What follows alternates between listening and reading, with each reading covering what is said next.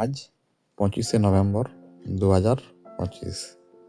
এই মাল্টিক্রপ হারভেস্টার মেশিনগুলোর মাধ্যমে ধান কাটা হচ্ছে। আর কাটার সময় এই সাইডে সাইডে কিছু কিছু ধানের শীষ থেকে যায়, সেগুলো কাটে কাটে ওই ইয়াটার দিকে ছুটে দিচ্ছিলাম, মাঝ দিকে। তো তাতে এই অবস্থা।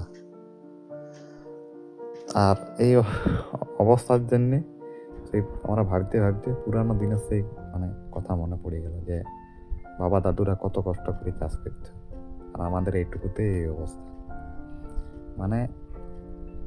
সেই বৈশাখ জ্যৈষ্ঠ মাসে খিল ভাঙত, তারপরে রহনের সময় মনকে মন ধান ফেলত, কারণ তখন তো এখনকার মতন হাইব্রিড ধান ছিল না।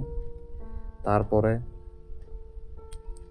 ধান লাগাবার সময় সেই হাল মই দিয়ে জাবড় দিত। তারপরে যখন ধান পাকত তখন সেই হাতে কাটত।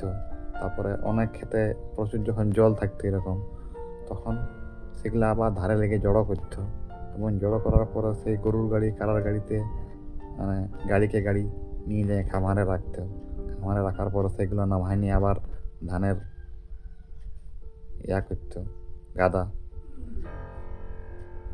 তারপর আবার সেই গাদাগুলাকে নামায় ঝাড়িয়ে ধানটা রাখতো মরাই করে।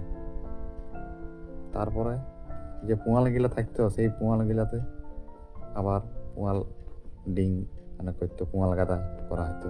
ওইগুলাতে পুয়াল গাদাতে খেলার বা ঝাঁপার অভিজ্ঞতা বা আমাদের সবারই আছে, কারণ গ্রামের আমরা প্রত্যেকটা ছেলেই ছোটোর সময় পুয়াল গাদায় ঝাঁপাই খেলেই বড় হয়েছে।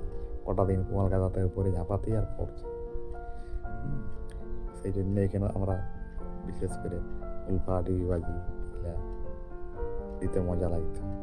আবার তারপরে সেই ধানগুলাকে যেগুলা থাকতো আগড়া ধান, সেগুলা তো আবার সকাল সকাল দেওয়া হতো, মাড়া জুড়া হতো। ওইটা ছিল সকালের একটা কাজ। মাড়া জুড়ার পরে সেই ধানগুলা লেগে রাখা হতো। এখন তো অনেকেই রেশন বা ধান খায়, সেই জন্যে কিনা চাল খায়, সেই জন্য করে নেই। তারপরে পরে ধান সিজা হইতো। আর ধান গিলাকে রাখার জন্য যে বড় কুচড়ি করা হইতো, সেই বড় গিলা আবার কুলিতে লম্বা লম্বা করে রাখি মেলা করা হইতো। আর যখন ওই কুচড়ি বানাইতো তখন অনেক লোককে ডাকতো কুচড়িটাকে মারার জন্য,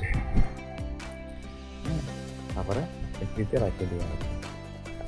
আর এখনকার চাষ তো কদিন, প্রথম ওই ট্র্যাক্টর বা রোভাটার, তারপরে এই ধান কাটা মেশিন, কত সহজ হয়ে গেছে এখনকার চাষ আগের তুলনায়। কোনো বাঁধা কাটার কোনো সিস্টেম নেই, সোজা একদম ধান পৌঁছে করতে পারে।